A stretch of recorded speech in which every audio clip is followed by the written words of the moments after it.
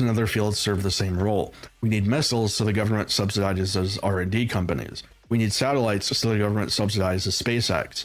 Consider this government investing funds into companies and receiving in return power and security.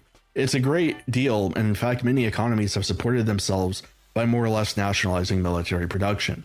This was true in Nazi Germany as well as the Soviet Union. But a libertarian... Those are two paragons of prosperity. Nazi Germany and the Soviet Union. Paragons of how great life could be. That's... Okay, buddy. Might ask, if it's wrong to initiate force, then there should be no states. If there are no states, then there's less of a need for security and defense, and so there is also no need for this kind of crony capitalism. They, however, are just shifting the burden onto statists to justify why we need defense in a world of hostile states, rather than to... Yeah, that's another good one, Slugma. Take a chicken carcass, buy bulk rice. Bones are used to make broth for it. Yeah, absolutely. Buying, like, full... You know, I'll give tips to anybody out there who's struggling, like our friend from before in the tweet. If you buy like full meats, like full chicken and stuff like that, and butcher it yourself, you can get it a lot cheaper. And then you've got bones for using in stock. I always make stock out of bones. I love it. It's liquid gold. You can make a lot of very tasty things out of stock. Anyway, what the fuck is this guy goddamn saying? Accept the burden of proving how defense could work in a stateless society, which presumably would not be devoid of war. Hans Hermann Hoppe published a collection of essays on this question called The Myth of National Defense, which I have read, and I'm telling you now that he did not solve the question whatsoever. Just trust me, bro. Just trust me. He didn't solve it whatsoever. Just trust me, bro. Trust me. Okay, no. Sure, I'll just trust you, even though I know that you're wrong. I'll just trust you, though. Did not solve the free rider problem, and simply ended up concluding... Did not solve the free rider problem. Remind me. I believe his solution to the free rider problem is, in fact, the insurance agencies. They don't have to accept anybody. Going to be a burden who's going to be a problem. This is right out of his private production of defense. But just trust him, guys. Don't worry about it. Just trust him. Hoppe doesn't know how to solve this problem. Just trust him. That private nuclear weapons are the only way to create a world peaceful enough such that national defense is unnecessary. Basically, his conclusions were ancaps can pay for defense insurance, which doesn't solve... Oh, so he did fucking hear it. He did fucking hear the solution to it. Solve the free rider problem. ANCAPs can engage in guerrilla warfare, which would fail against organized states. And finally... Oh, I'm actually seeing here. Seems that's not the case. It does look like the guerrillas won this one. Huh. They're probably fighting against some nobodies. Ooh. Yeah, no. Not sure that really holds up there. That guerrilla warfare fails against organized states. Okay. I guess he's wrong about that one. Diego Amateur for 2,500 CLP saying, your take on calling immigration importing on Twitter.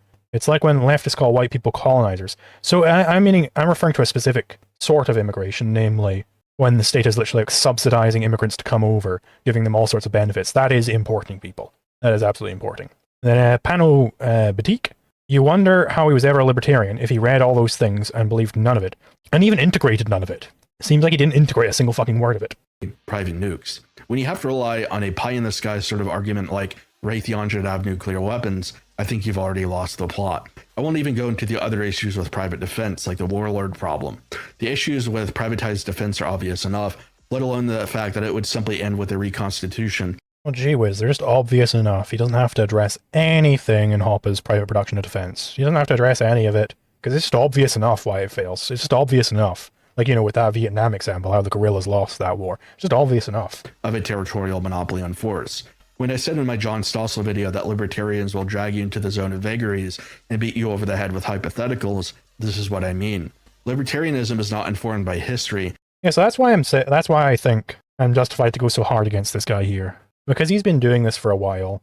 He's been misrepresenting our beliefs, pretending to understand what we're saying, pretending to be a representative of us, who has now since gone, well, actually, there are these proper objections to this theory. He's pretending to be able to represent us, and I just want to put it out there. No, he ain't. He ain't able to represent us. Not one bit. 250 viewers, that's good. Yeah, I mean, we've had a pretty good turnout this stream. I was worried it was going to be a lower turnout because it's like a fucking Monday night. This is just when I got the stream deck working, and also I was doing Ask Ancap last night, if you didn't see it. We had both Anarcho Econ and Floppa from Based If True, as guest hosts. So, a very good episode. Make sure to check that out. Oops, daisies. I accidentally sent my cursor up into the wrong direction, and did the KDE thing. And because of that, most of its analysis is hypothetical and can simply be dismissed as a non-argument. Now, let's answer the question of whether monopolies are enabled by the government. One problem that opponents of libertarians often raise is that the free market is monopolization. Without government intervention, corporations are free to establish. So, I mean, the government is literally a monopoly. So I don't think it's that far-fetched to think that there might be somewhat of a connection between having a monopolist who can control the entire economy and there being other monopolies granted by that. That is actually the original meaning of the term monopoly, is that states would literally just grant, we have a monopoly on this thing in this area. And they would fight over these monopolies. They would use them in treaty negotiations. They were a full just creation of the state. I'm not sure if you guys know this, but I mean, this guy's a fucking history expert, so of course he knows that that's how it was back in the Middle Ages. That's how monopoly comes about. So he's going to tell us all about it right now, but I got to get my own word in here. That's literally the meaning of monopoly, is this government-created grant of business, and nobody else is allowed to infringe upon that. So I don't think it's that far-fetched. I think that monopolies might have something to do with government. Charter companies, yeah, exactly. Thomas the Privatized Train. Monopolies, which increase prices and reduce the quality of products whilst depriving small proprietors the opportunity to survive financially. His breaths piss me off and his disinterested tone, not gonna lie. Yeah, I agree. It shows a certain sloppiness, I think. Like, I mean, I've made some sloppy videos in the past, but I like to think I've grown out of that. And, every video I try to put just that little bit more effort into it, trying to make it something that is enjoyable. And like, if this guy doesn't enjoy the video, by his fucking tone of voice, he doesn't seem to care about this video at all. Why the hell would I care about it as well? Why is the viewer, do you care about that video? If the person making it doesn't care about it. If the person making it is truly, really passionate, they clearly really care about the video, it just makes it a much more enjoyable experience. It might not be for me, and I might go, you know what, I can see what he's doing there, but I'm not interested in it, so I'm going to click on something else. This guy, if the creator of the video is like bored whilst making a video, why would I watch it? If he doesn't want to watch it, why would I want to watch it? In response, libertarians refrain that monopolies can only be established by governments and thus are not a problem in free markets. This, however, is a claim which is pretty obviously false on its face. There exists a couple of types of monopoly, but what is most important here is the natural monopoly. Natural monopolies can form in a few ways. Companies might have exclusive control over a certain natural resource, such as water or oil, or there might be a situation in which the cost of production of a commodity becomes so low that it is more efficient for a single large company to produce it than for many smaller companies who cannot profit, leading to a large company drastically outcompeting the smaller companies. Additionally, monopolies can form when a larger company merges with smaller companies. Now, natural monopolies have existed already.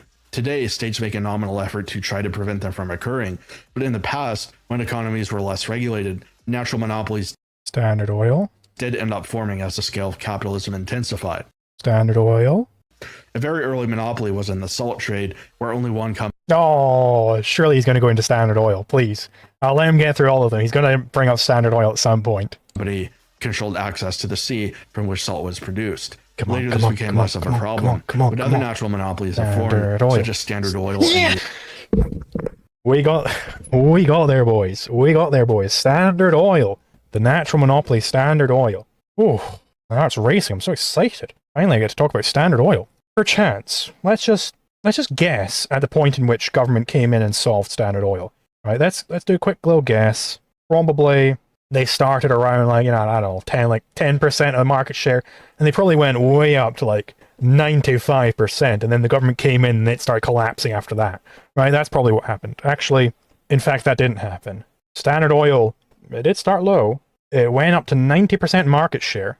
That's not when the government bureaucrats got involved. That's not when the Antitrust Commission got involved. They fell down to 60% before the Antitrust Commission got involved. That's weird. How did that falling happen?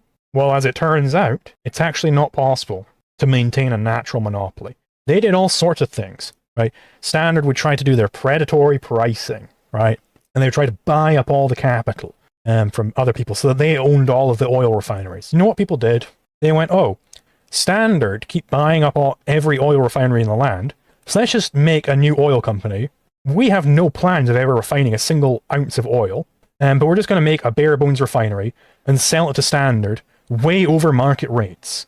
And people did that very often, and so Standard kept hemorrhaging money trying to buy up all the oil refineries. Another example, Herbert Dow Chemicals, right? Very famous company. Herbert Dow, I believe that's his name, anyway. He wanted to go into business in Europe, sell his chlorine, I believe it was, over in Europe. But there was already a German cartel there. Oh no. This German cartel says you're not allowed to operate in Europe. And you know what we're going to do? We're going to predatory price you, right? They'll engage in predatory pricing. Because they've got all the European infrastructure. They can sell at a way lower rate. And that's exactly what they did. So Herbert Dow, he wasn't selling in Europe. You know what he did do? He started buying in Europe. He started buying up all of these chemicals that they were selling way below cost. He just kept buying them up and then selling them back home. Because he could just buy them cheaper from the European cartel, then he could produce them back home. So this system of predatory pricing to price him out of the market, it gave him an immediate arbitrage opportunity. Because of course it fucking does. Because this does not work. You cannot do predatory pricing. That means you're selling below what the market rate is, so arbitrageurs just come in and make a profit on that. Very easy profit. That's what arbitrage does. It prevents people from being outside the equilibrium. It brings you towards the equilibrium, no matter what. Because you're going to keep losing money if you keep trying to predatory price. And the very people you're trying to price out of the market can be those arbitrageurs. Oops, daisies, I clicked the wrong button there. There we go, that's the right one. U.S. Steel both utilized the size of the company and the scale of its operations to undercut competitors, and eventually they held around 60% of the market share in the United States. Oh my god. What a disingenuous way to paint that. Eventually they held 60% of the market share. Do you remember what price, at what point the government came in? They came in at 60%. That is true. That is true. But what he's leaving out there is that they fell to 60% from their 90% peak. That is so dishonest. Jesus Christ. And indeed, they did outprice their competitors, and oil was very cheap and abundant. That's how they got so much market share in the first place. But holy crap, what a devious way of framing that. Like, that is... He must have read that they went down from 90%. This is sick. This is absolutely fucking sick to present the story in that way. Horrible. This is why I'm never going to apologize for the way I've treated Natty Bud Light in this reaction. That is fucking sickening. Standard Oil was broken up under the Sherman Antitrust Act, and lawmakers attempted to do the same to U.S. Steel. However, eventually it had fallen off in market share, so this attempt failed. Another common sector for natural monopolies is utilities, and for pretty obvious reasons. The amount of capital required to establish the infrastructure for utilities is huge, and a smaller company would not have the opportunity to enter this industry. It has kind of a natural barrier. Why not? Well, and why not? Let's say I'm in a small town, and, the big utility giants, they're charging a bunch of money, and I'm like, hey, you know what, guys, I'm going to make my own generator here, my own, coal plant or whatever, and I'll be able to hook up your houses, and I'll provide energy for cheaper. Why couldn't that happen? Why not? Why not? Barrier to entry. Comcast is the largest telecoms company in the world by revenue, and it has a monopoly in Boston and Philadelphia, as well as other places. AT&T was also at one point a monopoly before it was broken up by the... Let me look up some more monopolies here, just to fact check this. Let me just fact check this, because I think there's a few other monopolies out there he's missing. Fuck, where's the goddamn image? I have a specific image that I want to bring up here. Google search is not bringing me the image. This would be way funnier if I had the image like that. Come on, Dolphin search, get me there.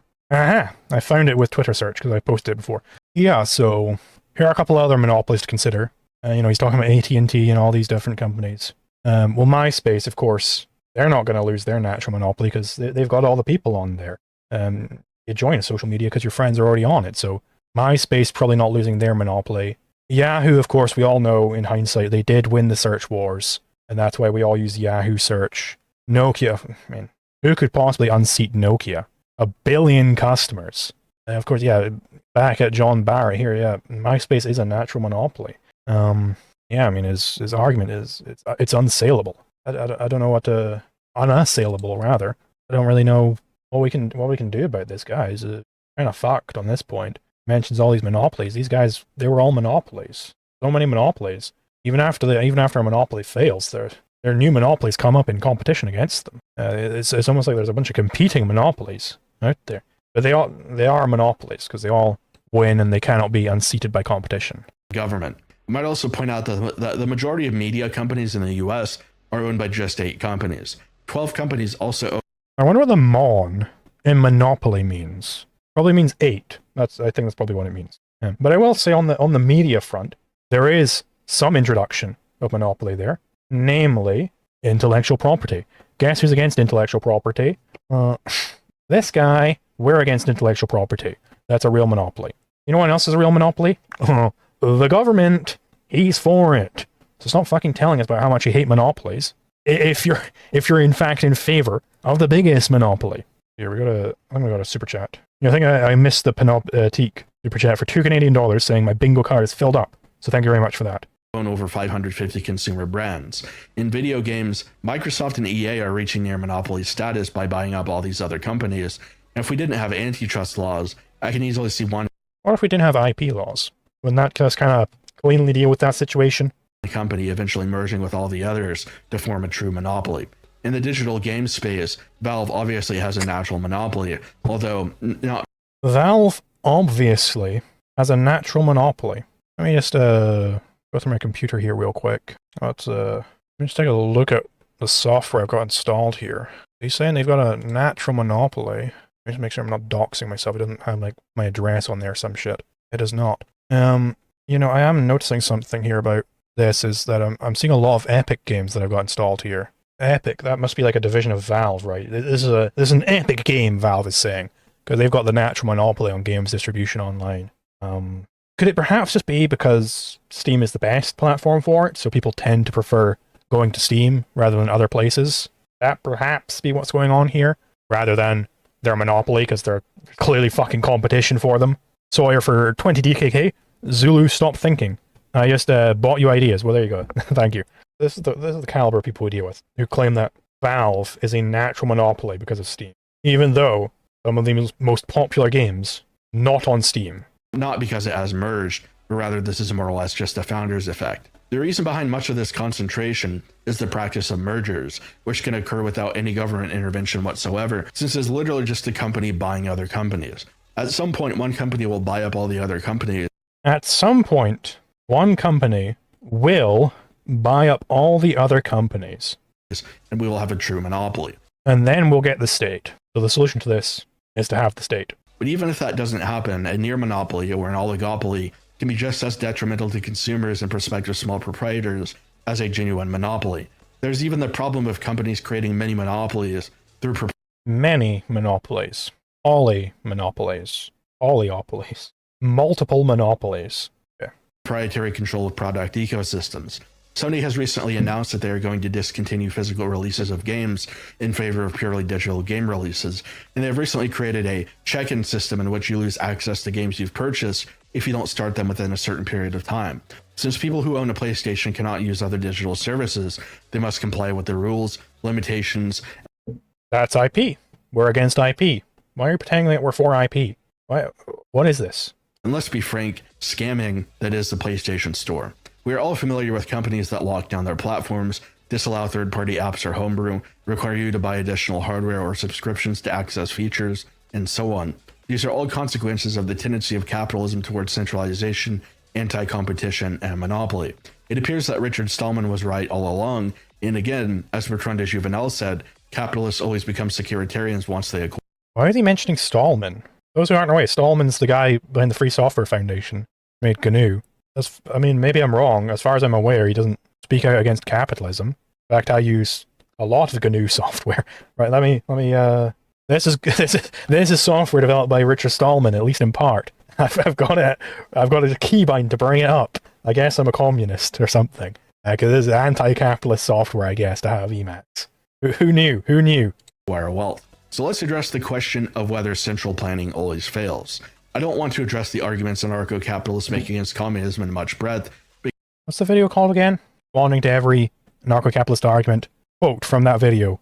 I don't want to respond to the arguments anarcho-capitalists make against socialism in breadth. Am I in the wrong here? Is this how videos are made? Is this how you justify a thesis? Your thesis being that you're going to respond to every anarcho-capitalist argument, and in that video, you tell people, well, I'm not going to respond to any of their arguments on socialism in depth. Is that not entirely antithetical to the purpose of the video? the stated purpose of the video. Because there are so many of them, like when they break out microeconomics in a facile attempt to debunk socialist economics.